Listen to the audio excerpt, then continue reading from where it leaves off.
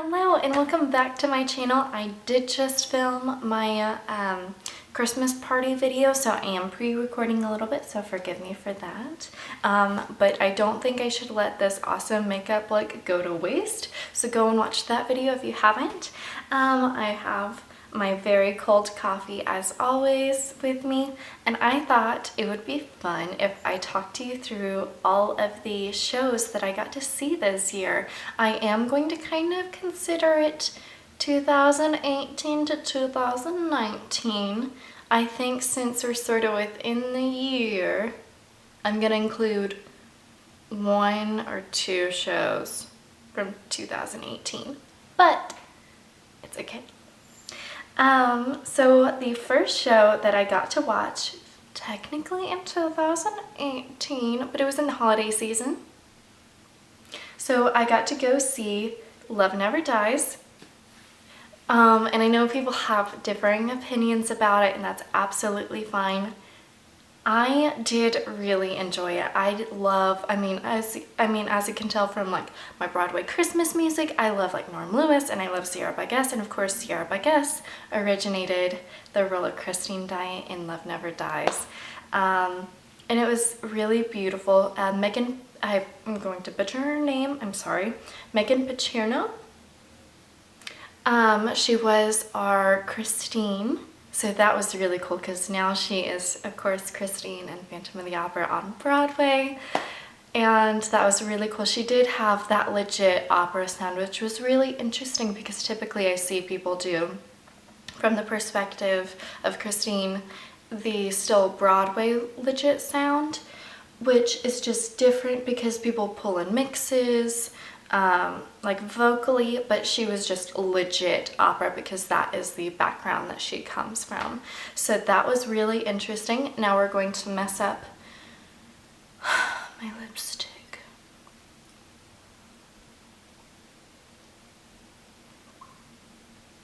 Okay, but I love that you have this little like drinking portal through his little chip. So I absolutely loved that. We did get like nosebleeds. I think it was either in the balcony or the mezzanine, and that was still, I'm trying to remember if they were $70 a piece or if they were like the 70 total, but I don't know. It's just, it is a lot of money, and I get it because I come from that background and that's what like I would like to do with my life. But it's hard being a young person, fresh out of college. Can I say that still? Maybe not. But hard being a young person with not a lot of money going to go see shows.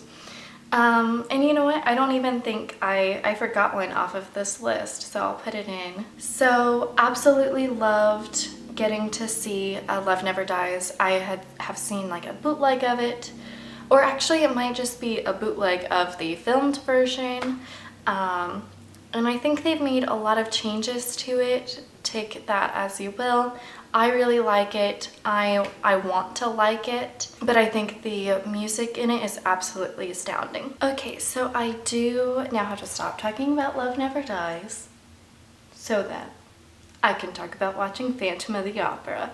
So I got to see Phantom of the Opera, the tour version, which is entirely different from the Broadway version, which is just mind-blowing, and I did not know that there were going to be differences. So they changed a lot of the set pieces.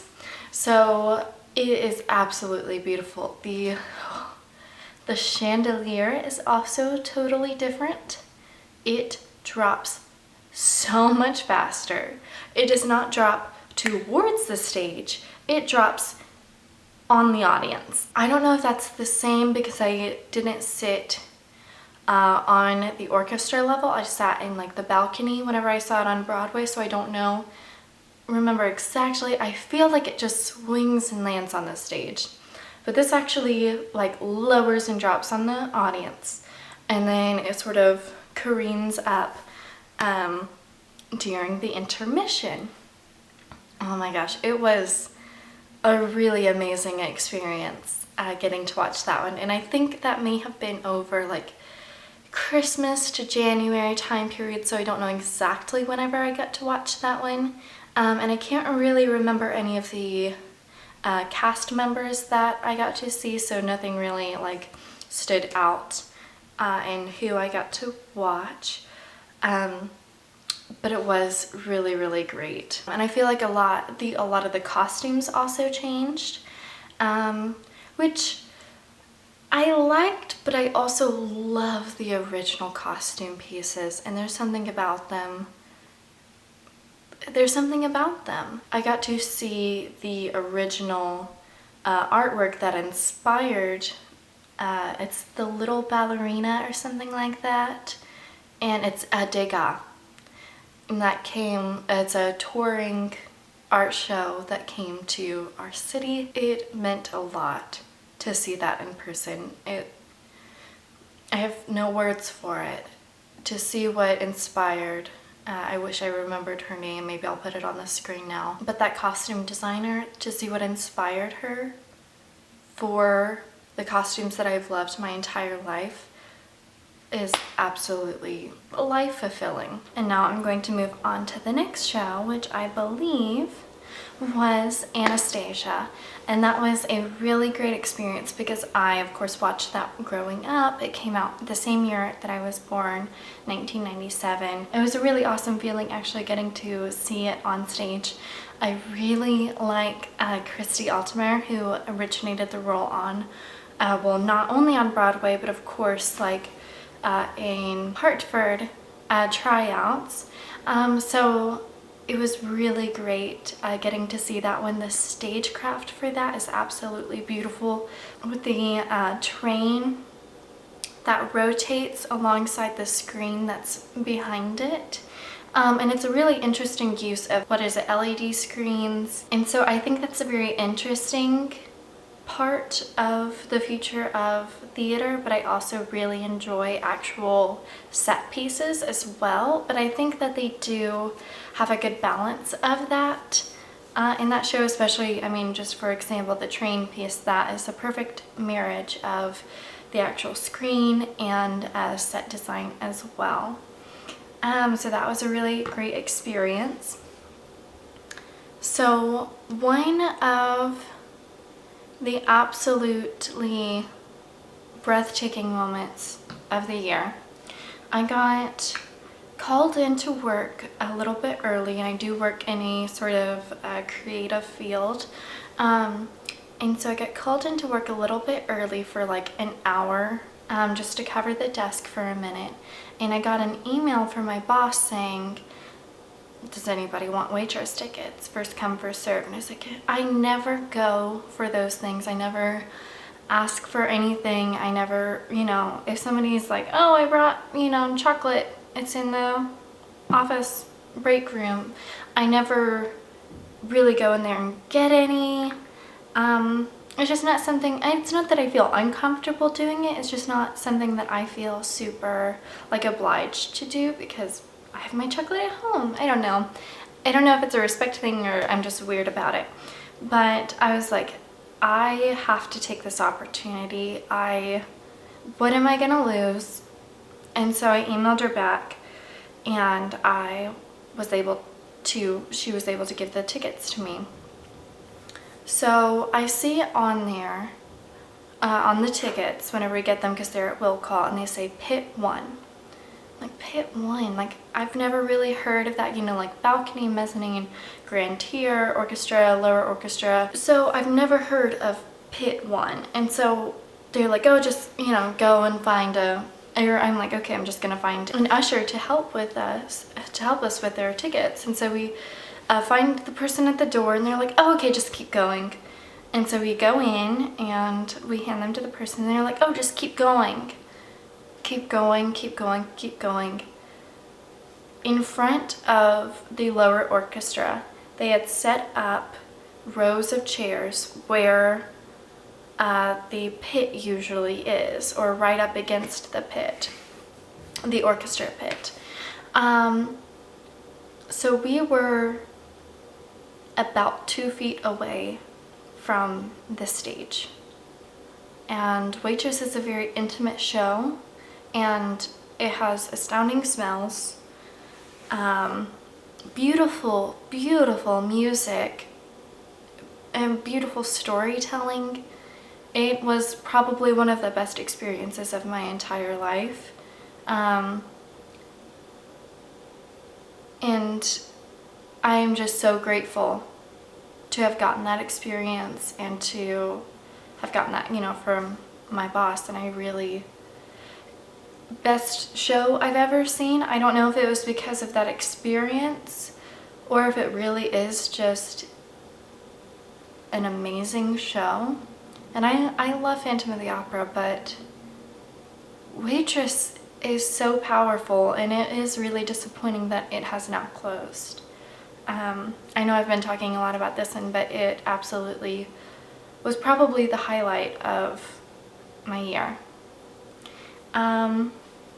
So following that up, we did get to see Hamilton this year as well, which is actually what spurred us to buy our season tickets, because if you scalpers pretty much buy out the tickets, and so they're like really expensive, or you know, maybe their prices initially are just really expensive. I don't know exactly, chicken or egg situation, how that works, but in order to thwart that, we purchased season tickets, which means that our seats themselves were probably worth $70, whereas where we were sitting was worth $300. So that was a really great experience. I'm not necessarily pro bootlegging. I don't want to come across that way, because I know that it is a huge struggle in the Broadway community. I think proper filming and proper purchasing is the respectful way to move forward,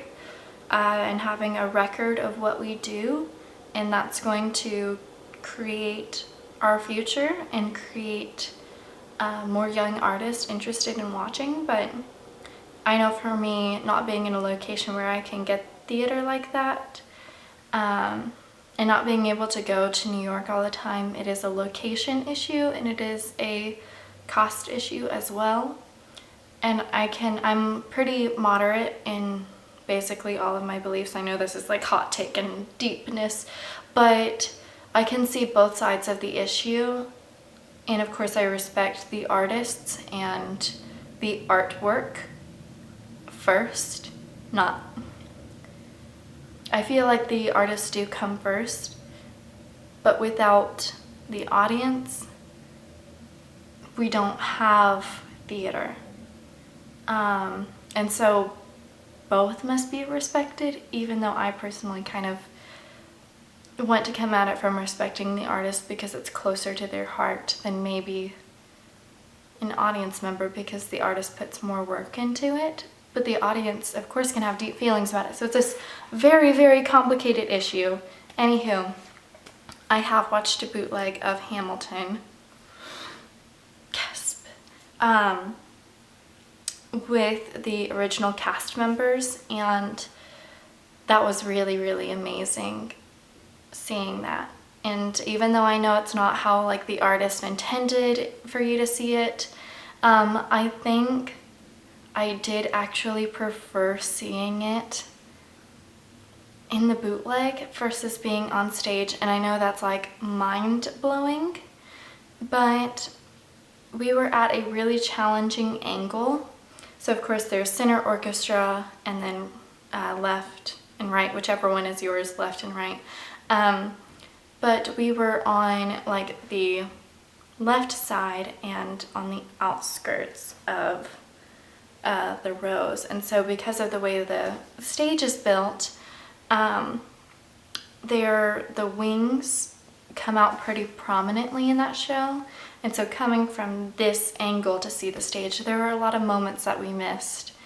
And of course, the original cast, while every person who's cast in the show is amazing, there was a special spark in the original cast. And the feeling of doing something very, very special versus the tour felt a little bit like a production that was being put on. Hamilton, the original Broadway cast, was something that people were living, and it was an experience that the world in 2015 and 2016 exploded, and like the world was different because it was there. And so that's the feeling I got whenever I watched the bootleg versus whenever I saw it on stage. So don't hate me, don't come at me, it's just my opinions. So I do think for me, watching Waitress was a better experience than watching it. And it was almost so built up to be this amazing experience that it's harder for something to live up to that pressure. But of course Hamilton does, because it's a work of genius. So I don't think there's anything that will ever be totally disappointing about Hamilton. And I also, the person who was playing Eliza was a colleague of my vocal instructor, and so that was a really great experience. And we did get to stage door after, which was a lot of fun, despite social anxiety.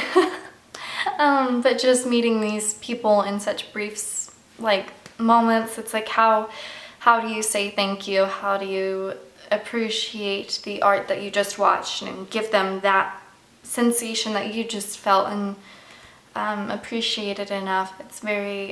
Stage dooring is really challenging, I think, on both ends. And it is sort of not necessarily a simulated interaction, but it's very, you are coming to them as a fan and not necessarily as a genuine human, thanking them for their art. I mean, you are trying to, but the barricades make you a fan waiting for, it's kind of an odd experience. And I think that was actually my first time. Yeah, I believe that was my first time to ever stage door. And so I think I'll do it again, but it was an interesting first interaction with stage door. Not that anybody was mean, they were all incredibly nice. But it was just my internal weirdness. So the final show that I got to watch in 2019, I know this is a long rambly video, thank you for bearing with me in it, but I did get to see Aladdin, which was absolutely amazing. Aladdin was very surprising in how good it was, because it was not just this carbon copy of what I've known and loved my whole life, but it truly was a new experience and almost of the golden age of theater. I don't know if that's correct, but it's just so crisp. I don't know, it was gorgeous. I mean, in costumes and set, but also in what they did vocally was absolutely astounding, and I really appreciated that experience. So thank you so much for watching. I really appreciate it. Will you give me a like, comment down below what shows you got to watch, and please subscribe. I appreciate it. Bye.